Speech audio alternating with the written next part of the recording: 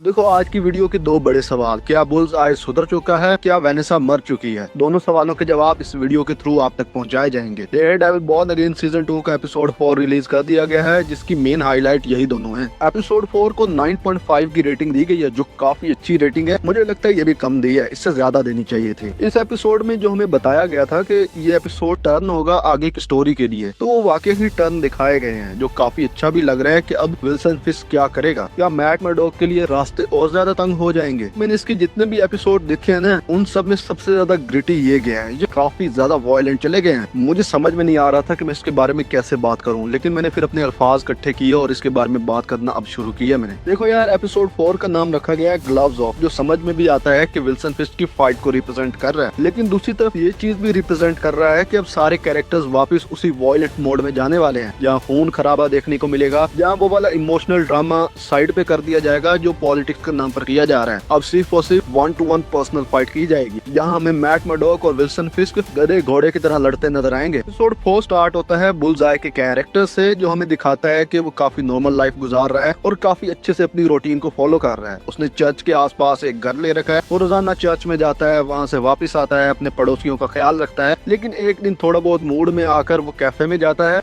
और काफी अच्छे ऑर्डर्स देता है। एक शेक पीते पीते इसके दिमाग में पता नहीं कौन सी शैतानी सोचती है कि एंटी विजिलेंटी टास्क फोर्स को कॉल करता है और कहता है कि पनिशर यहाँ घूम रहा है। सालों तुम्हें नहीं पता कि पनिशर कैद हुआ पड़ा है। वो आ भी जाते हैं इसके कहने पे, वो लोग यहाँ आ तो जाते हैं, लेकिन उसके बाद जो बुल्सआय उनकी इज्जत लूटता है, बड़ी बुरे तरीके से मारता है इन सबको। दांत साफ करने वाली तीली से मारा है इनको, और उसके बैकग्राउंड में जो म्यूजिक बज रहा होता है वो उस फाइट को शूट करता, मजा आ जाता है एक बार। जहाँ मुझे ये बात समझ में आती है कि भाई इसके सामने बंदूक ले जाने का कोई फायदा नहीं है, ये बंदा वहाँ पे भी इज्जत ले लेगा। इन सबकी इज्जत उतारिए, तुम सबके पास बंदूकें हैं, सालों गन चलाओ उस पे। नहीं, उसको कह रहे हैं वो हमारी तरफ मुड़, हमें देख। बंदे ने देखा और उसके बाद जो इनकी हालत हुई है वो किसी को बताने लायक नहीं रही। जब वो इन सब की ठुकाई कर लेता है, उसके बाद वो जाता है, दरवाजा बंद करता है और उस पर एक अजीब सा निशान बनाता है, जिसका मतलब होता है कि भाई अब ये किसी के हाथ में नहीं आने वाला और ये किसी के कंट्रोल में भी नहीं आने वाला। यहाँ दूसरी तरफ डेयरडेविल बाकी लोगों को बचाकर जहाँ ले जाता है, वहाँ पे वो दूसरा बंदा आ जाता है जिसने शिप डबोई होती है। तो यहाँ पे वो बंदा किंगपिन के खिलाफ गवाही देने के लिए तैयार हो जाता है और उसका स्टेटमेंट रिकॉर्ड कर लिया जाता है। लेकिन उसी के साथ साथ यहाँ पे एक और चीज होती है। कैरन पेज इसको बताती है कि हमें बुल्सआय को ढूंढना चाहिए, और यहाँ पे वो जाते भी हैं। और जब उन्हें पता चलता है कि यहाँ पे उसने कांड कर दिए हैं, तो उन्हें समझ में आ जाता है भाई यही बंदा हो सकता है और कोई नहीं हो सकता। इतने ब्रूटल तरीके से सिर्फ यही बंदा मार सकता है। डेयरडेविल तो ऐसे ही बदनाम है। इन्वेस्टिगेशन करते करते इसके घर तक पहुंच जाता है और उसके बाद इसको ले पे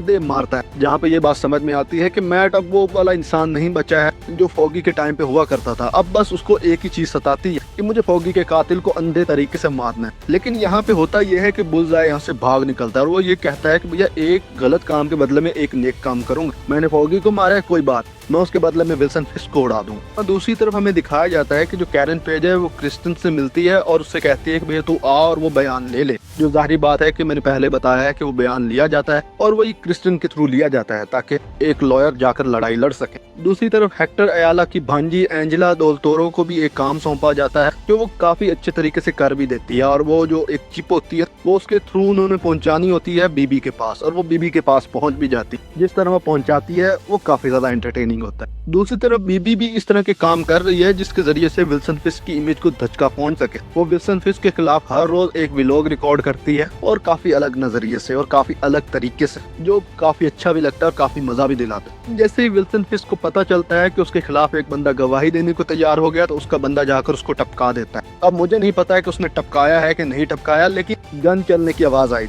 विल्सन फिस्क जिस बंदे के साथ मैच खेलने जाता है उसको हरा तो देता है, लेकिन उसके बदले में अपनी जान हार जाता है। होता यह है कि बुल्सआय जो मैट मर्डॉक से मिलकर भागता है और उसके बाद यहाँ पे आके पहुंच, वो यहाँ पर विल्सन फिस्क को मारने आया होता है, लेकिन वहीं से उसका निशाना चूकता है और वो निशाना जाकर लगता है वेनेसा। अब मुझे नहीं पता कि वेनेसा मर चुकी है या जिंदा है, लेकिन हाँ इतना है कि वो एट दी एंड जख्मी हो चुकी, इतनी जख्मी हो चुकी थी कि विल्सन फिस्क का दिमाग खराब होने वाला। लेकिन उसी के फौरन बाद जो विल्सन फिस्क के गुंडे हैं वो वहाँ आ जाते हैं और वो भी काफी बुरे तरीके से मारे जाते हैं। लेकिन उनमें से कुछ ऐसे होते हैं जो बंदूक निशाना लगाना जानते होते, और वो पॉइंटडेक्स्टर पर निशाना लगा भी देते हैं, लेकिन उसको लगती नहीं जब तक वेनेसा उसको गोली नहीं मारती। इस औरत को भी अलग से चुल मची हुई है। बंदा कह रहा है कि तू घर बैठ, नहीं घर नहीं बैठ, इसके पीछे आना ही है, लड़ाई वाली जगह पे जाना ही है। और उस बंदे को भी अनकंफर्टेबल करना ही है, ये इस बंदी का काम। तो यार अगर विल्सन फिस्क यहाँ वेनेसा को खो देता है तो उसके बाद हमें उसका वो ब्लडी रूप देखने को मिले जो इससे पहले कभी देखने को नहीं मिला, जो कॉमिक में ही देखने को मिलता है, जिसकी वजह से जाहिर बात है विल्सन फिस्क का दिमाग खराब होने वाला है और इन सब की एक एक करके ले, खास तौर पर मैट मर्डॉक। उसे लगेगा कि मैट मर्डॉक इससे बचा सकता था लेकिन उसने बचाया, जिस तरह उसने मुझे बचाया तो इसको क्यों नहीं बचा सकता था। दूसरी तरफ हम सब जानते हैं कि मैट मर्डॉक का ऐसा कोई इरादा नहीं था, लेकिन विल्सन फिस्क को तो लगता है ना वो तो लेने आएगा। इस कॉमिक में जब भी वेनेसा विल्सन फिस्क से दूर हुई है उसके बाद विल्सन फिस्क का एक नया रूप सामने आता। कई बार ऐसा हुआ है कि विल्सन फिस्क वेनेसा के साथ एक अलग जिंदगी बसाने चला गया, लेकिन यहाँ पे अब देखते हैं कि वेनेसा जिंदा बचती भी है कि अगर जिंदा बचेगी तो कहीं जिंदगी गुजारने जाएगा। और दूसरी तरफ हमें यह भी दिखाया जाता है कॉमिक्स के अंदर कि जो वेनेसा है वो विल्सन फिस्क की जो काले कारनामे हैं इससे काफी ज्यादा परेशान रहती है। वो इससे छुटकारा भी हासिल करना चाहती है और कई बार कहती है कि अगर तुम मुझे चाहते हो तो इन सबको छोड़, और ऐसा होता भी है। विल्सन इस लिहाज से छोड़ देता है और इसके साथ जाकर जिंदगी गुजारने लगता है जापान के। लेकिन अब यहाँ पे देखना ये बनता है कि क्या वेनेसा जिंदा बचती है कि नहीं बचती। यार मुझे ओवरऑल ये एपिसोड काफी ज्यादा पसंद आया, लेकिन काफी जगह मुझे हंसी भी आई, क्योंकि मुझे ऐसा लगता था कि ये लोग बेवकूफ हैं जो इसके सामने जाकर खड़े हो गए अपनी मौत को खुद दावत देने की। जस्ट लाइक जब बुल्सआई बुलाता है और उसके बाद भी एंटी विजिलेंटी टास्क फोर्स उसे जानने के बावजूद भी वहां से भागती नहीं बल्कि उसे उकसाती है मारने के लिए, और भाई जो बंदा उससे धोता है फर्स्ट सीन के अंदर पैसा वसूल हो जाता है। दूसरी तरफ चार्ल्स का कैरेक्टर, भाई इस बंदे का तो दिमाग ही खराब लगता है। बंदा जाता है और विल्सन फिस्क को बार बार बेइज्जत करने लगता है, लेकिन इस बार विल्सन फिस्क भी पूरी तैयारी के साथ बैठा, तेरे को ऐसा धोऊंगा बस एक बार मुझे यहाँ से फारिग होना। और उसने बिना मारे जो इस बंदे को जवाब दिया है ना वो इसके चेहरे पर दिख जाता है। और दूसरी हंसी मुझे उस वक्त आई जब एक बंदे ने विल्सन फिस्क के साथ फाइट करने का इरादा कर लिया। भाई तेरा दिमाग खराब है क्या? विल्सन फिस्क खुद भी बुलाए ना, मैं तब भी उसके पास ना, यहाँ तक कि उसका ट्रेनी बनने के लिए भी ना, और ये बंदा उसके सामने खड़ा होकर उससे फाइट कर, क्या मजाक है यार। बाय द वे तुम्हें ये एपिसोड कैसा लगा? तुम इसके बारे में अपनी राय कमेंट सेक्शन में दे सकते हो। मैंने अपनी राय दे दी है और तुम्हारे साथ एपिसोड को पूरे तरीके से खोल के रख। इसी के साथ अगर वीडियो अच्छी लगी हो तो चैनल को सब्सक्राइब करो, वीडियो को लाइक करो और शेयर करो।